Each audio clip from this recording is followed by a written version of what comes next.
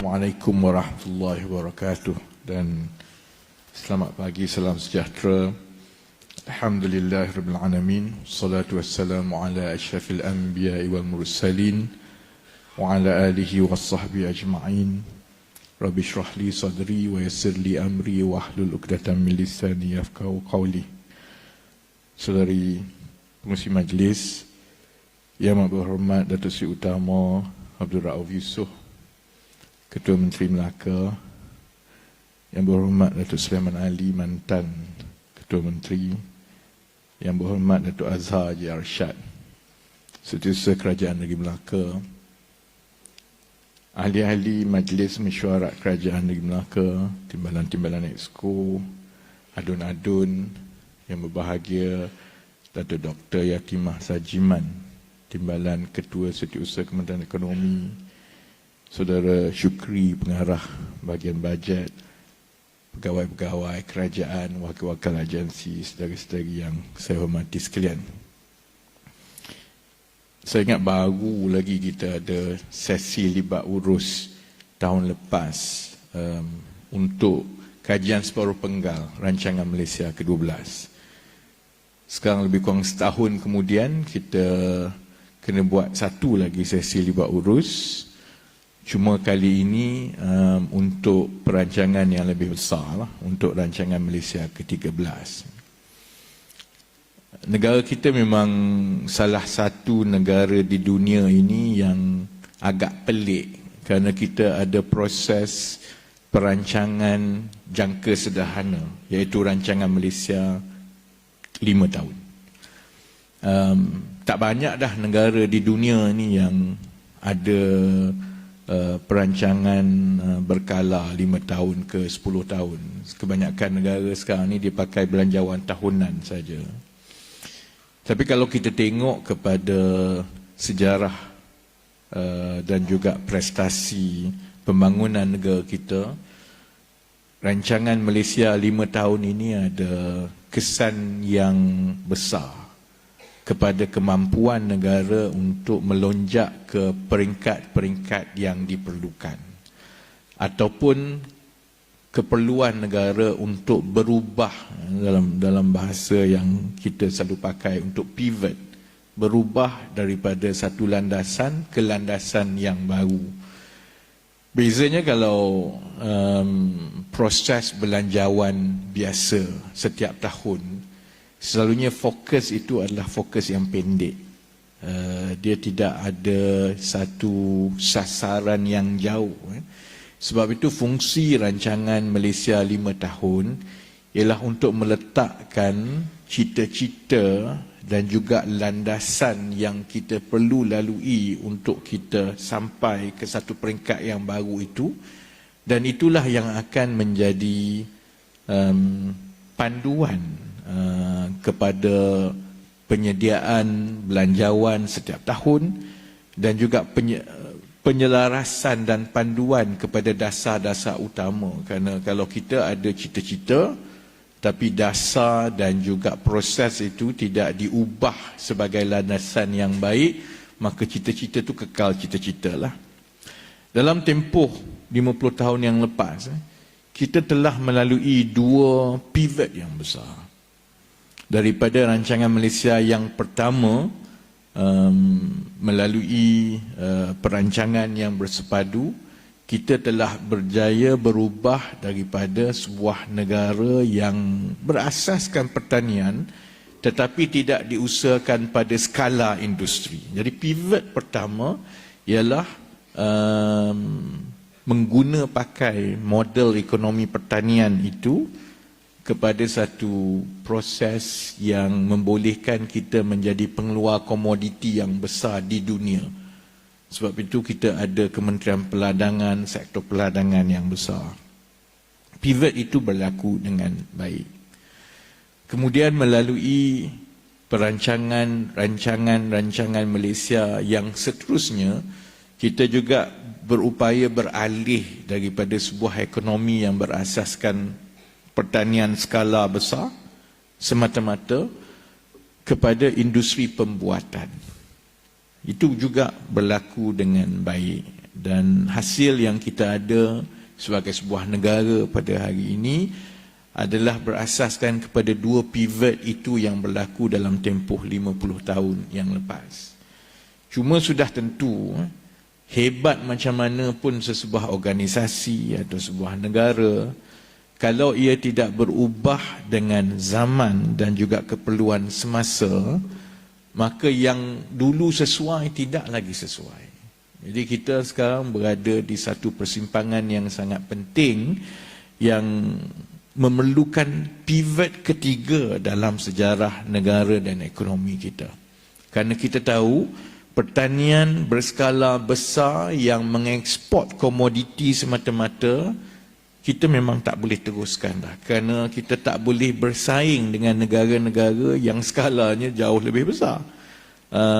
Kita lihat kalau kelapa sawit pun, hebat macam mana kita pun dengan kelapa sawit, kita tak boleh bersaing dengan Indonesia. Itu Indonesia saja, belum lagi masuk negara-negara Afrika, belum lagi Brazil dan yang sebagainya. Kerana modal kapital yang kita ada dahulu iaitu tanah, kita tak ada. Malah kalau kita tengok kepada syarikat peladangan, sedikit demi sedikit mereka sebenarnya telah berubah menjadi syarikat hartanah. Kerana bank tanah yang mereka ada itu lebih sesuai diusahakan untuk keperluan hartanah daripada peladangan. Jadi tak boleh dah kita berterusan merancang seperti itu. Sama juga dengan industri pembuatan. Kita kadang-kadang tengok, kenapa kilang ni tutup, kenapa kilang tu tutup. Kerana kos kita memang dah tak boleh bersaing dengan beberapa negara yang lain. Dulu pelabur datang ke Malaysia dan mereka hanya melihat Malaysia sebagai kilang. Tempat untuk membuka kilang kerana kosnya rendah, gaji rendah, elektrik diberi subsidi yang tinggi. Jadi daripada buat di luar negara, lebih baik buat di Malaysia kerana kosnya rendah. Sama juga seperti peladangan, kita dah tak ada kelebihan kos itu. Kerana pasaran kita kecil untuk ekspor, kos di Vietnam contohnya jauh lebih murah daripada kita. Jadi kita tidak ada pilihan. Dan sebab itu rancangan Malaysia ke-13 yang kita rancang ini sebenarnya adalah salah satu daripada rancangan Malaysia yang paling penting sekali. Kerana pertama, kita nak lonjakkan kita melepasi garis negara maju, kemudian kita nak kekal berada di dalam negara maju dan terus berkembang.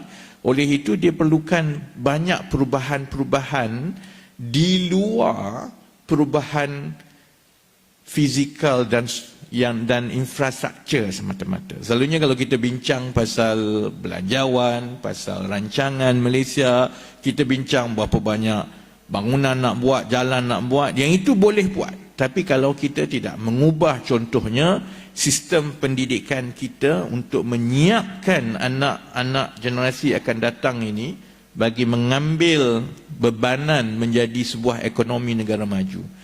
Kalau kita tidak sediakan negara kita untuk menghadapi beberapa megatrends yang sekarang ini, mungkin rakyat biasa dia tak nampak lagi lah, tapi di peringkat Kementerian Ekonomi yang merancang contohnya, kita ada beberapa megatrend yang sangat menakutkan. Yang bagi saya yang paling menakutkan ialah orang tua. Malaysia sekarang secara rasmi dah masuk kelab negara menua. Maksudnya jumlah rakyat kita yang pencen dan tidak lagi bekerja sudah melepasi sekarang kan. Walaupun dia melalui proses itu, tapi wang dia banyak untuk dia jaga orang pencen. Dan kita dijangka akan hidup melepasi 90 tahun dalam tempoh 10-15 tahun lagi. Jadi kalau Ketua Menteri Datuk Rauf sekarang umur berapa tu? 63, boleh jadi Ketua Menteri untuk tempoh 30 tahun lagi. Sebab generasi kita yang umur 40-50 ni, jangka hayatnya dijangka melepasi 90 tahun. Jadi kalau kita pencen umur 60, Ada 30 tahun lagi nak hidup, dan 30 tahun itu kos kesihatan akan naik, kos rumah, kos sara hidup, kos semua naik. Dengan pencen yang ada, kita sedia maklum bahawa sistem jaringan sosial yang ada sekarang ini besar kemungkinan tidak mampu menampung dalam tempoh 20-30 tahun akan datang. Dan kalau kita tahu 2044 ialah garis yang kita akan jadi negara tua, untuk kita menyediakan jaringan sosial ini, dia bukan boleh buat dengan satu arahan, dia terus jadi. Dia akan ambil masa 10-15 tahun untuk menyiapkan satu demi satu jaringan sosial yang diperlukan untuk menjaga orang-orang, termasuklah seperti saya yang akan jadi orang tua dan pencen dalam tempoh 10 tahun daripada sekarang. Jadi ini adalah antara beberapa mega trends yang kita terpaksa tangani dengan lebih awal. Bukan 5 tahun baru nak buat, kita kena buat 20 tahun lebih awal. Pada masa yang sama juga kekangan itu, tadi sebelum CM masuk tadi, saya dengan Datuk Sulaiman duk cerita pasal cerita minyak, cerita gas, cerita elektrik. Kita ada kekangan-kekangan yang besar. Kita membesar dalam negara yang kita ingat adalah sebuah negara yang kaya dengan minyak dan gas. Gas naik mendadak, tapi bekalan gas makin tak ada di Malaysia. Kalau kita tak berhati-hati, maka kita akan mula bergantung kepada sumber tenaga daripada negara lain, seperti mana kita pernah tengok macam mana kita mula bergantung kepada sumber makanan import 100%. Dulu kita boleh buat gula. Sekarang gula 100% kita import daripada Brazil. Jadi kita import gula mentah daripada Brazil, kita proses saja. Proses dia tu sebenarnya cuci je. Gula mentah kalau kita import, color kuning, kasar, masuk kilang kita bersihkan, dia jadi putih, dia jadi kecil, halus sikit. Tapi 100% gula kita import daripada luar negara contohnya. Kalau kita tak berhati-hati, generasi selepas kita akan hidup dalam keadaan yang mana tenaga kita ini bergantung kepada negara luar. Dan bila tenaga kita bergantung kepada negara luar, maka kita hilang kawalan dari segi kos, dari segi ketersediaan dan sebagainya. Dan banyak perancangan yang sebelum ini mengimbangi di antara kos tenaga dengan keperluan industri, kita hilang kawalan sepenuhnya. Tak saya cerita pasal insentif lah, nak insentif apanya, kita import tenaga daripada negara luar. Jadi ini persimpangan-persimpangan yang kita ada. Di satu sudut, Malaysia sekarang ini mendapat tempat di dunia sebagai salah satu ekonomi yang dijangka akan paling cemerlang. Satu ialah kerana asas yang baik yang kita ada, terutamanya dalam sektor semikonduktor dan juga beberapa perancangan yang kerajaan buat. Satu lagi dari segi, walaupun kita ada masalah dari segi tenaga, tapi kita juga dilihat sebagai antara negara, kalau di Asia Tenggara, ranking kita adalah negara yang paling bagus dari segi ketersediaan untuk melakukan peralihan tenaga. Cuma kita kena buat, jangan kita duk tangguh-tangguh lagi kan. Di satu sudut, Malaysia dilihat sebagai sebuah negara yang berpotensi baik. Di satu sudut lagi, kita ada kekangan-kekangan dan megatrends ini yang perlu kita selesaikan. Jadi sebab itu, rancangan Malaysia ke-13 ini, kita cuba buat supaya dia betul-betul radikal. Jadi bila radikal itu ada orang setuju, ada orang tak setuju. Banyak yang tak setuju daripada setujulah. Kerana bila buat sesuatu yang radikal, terutamanya yang melibatkan pendidikan, yang melibatkan kesihatan, yang melibatkan jaringan sosial, bila buat sesuatu yang radikal, banyak benda yang kena berubah. Resam manusia, kalau kita kena berubah, kita tak suka. Memang payahlah. Biasa makan yang ini, tiba-tiba doktor kata tak boleh makan dah benda ni. Saya sembang dengan mak saya, nak kontrol kolesterol semua, doktor kata tak boleh makan kepuk lekor. Dia orang Terengganu, macam mana tak boleh makan kepuk lekornya? Memang marahlah dia. Benda yang kita kena berubah ni memang kita tak suka, tapi ia satu keperluan yang sangat penting yang kita perlu buat.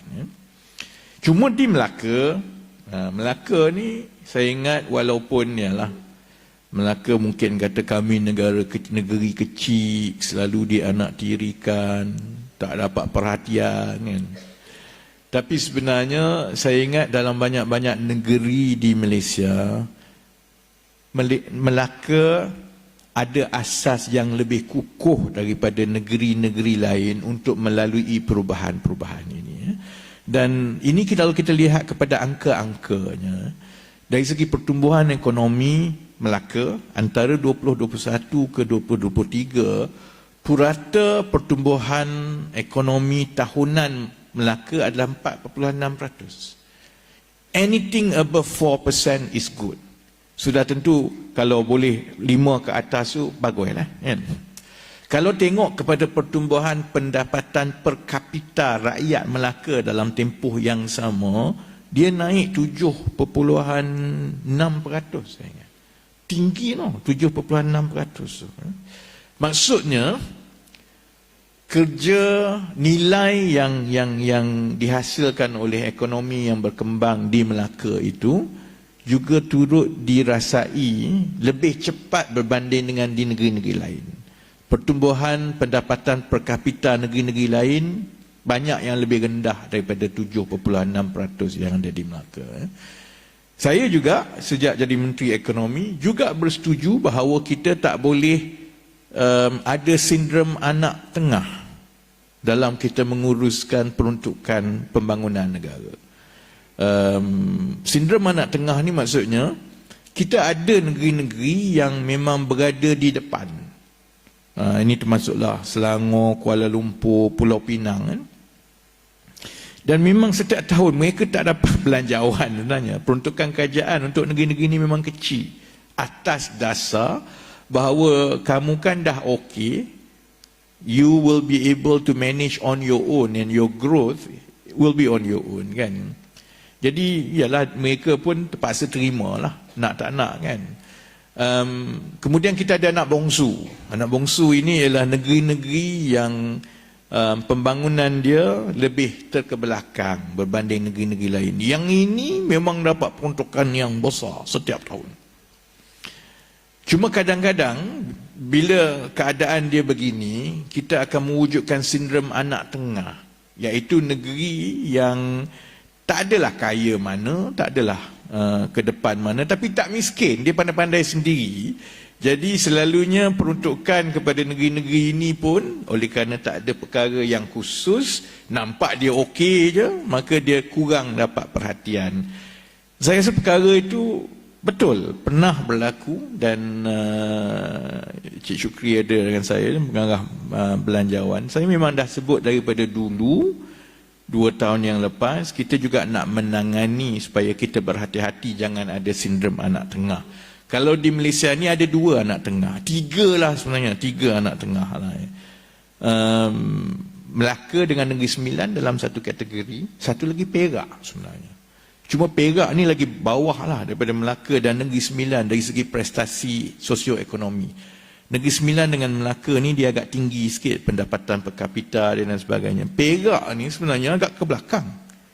Tapi sebab dia besar, dia ramai orang miskin semua.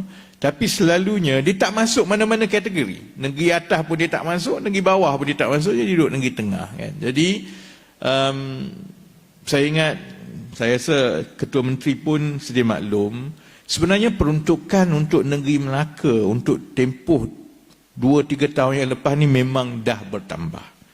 Untuk RMK 12 sehingga tahun 2024 sebanyak 2.75 bilion telah pun diperuntukkan kepada negeri Melaka berbanding dengan saiz. Jadi itu lebih tinggi daripada peruntukan-peruntukan sebelum ini.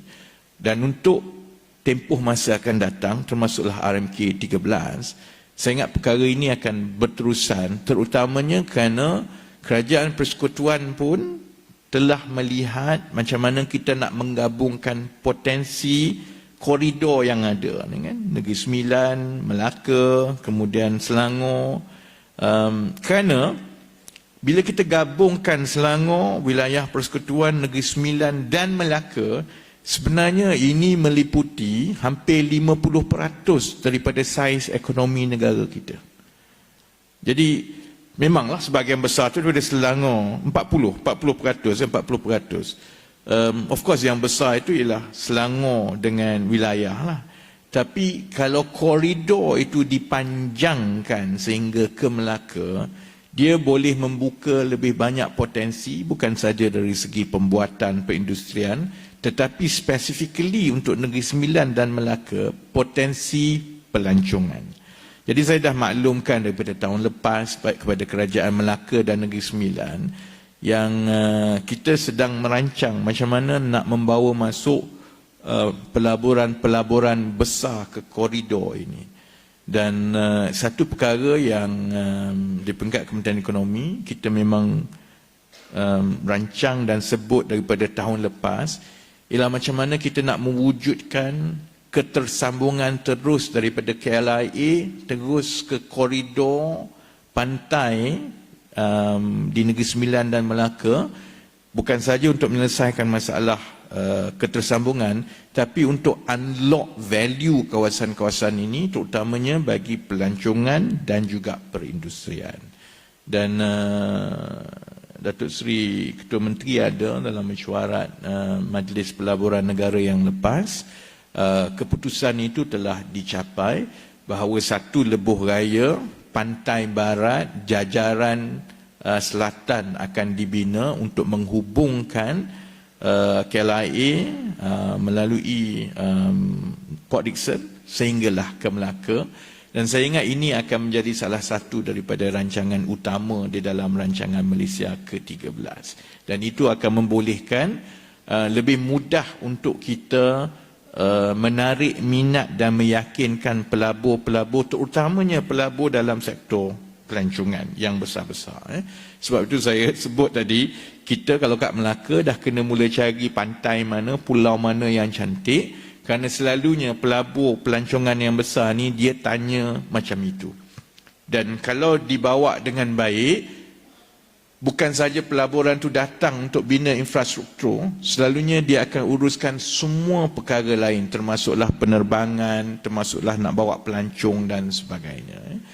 Jadi saya rasa insya-Allah kalau diselaraskan dengan baik perancangan di peringkat pusat dengan perancangan di peringkat kerajaan negeri, kita boleh jadikan rancangan Malaysia ke-13 ini satu lagi lonjakan baru, bukan saja di peringkat negara tetapi juga kepada negeri seperti Melaka, dan template dan juga aspirasi yang ada di peringkat negara itu boleh diterjemahkan dengan lebih baik di peringkat negeri.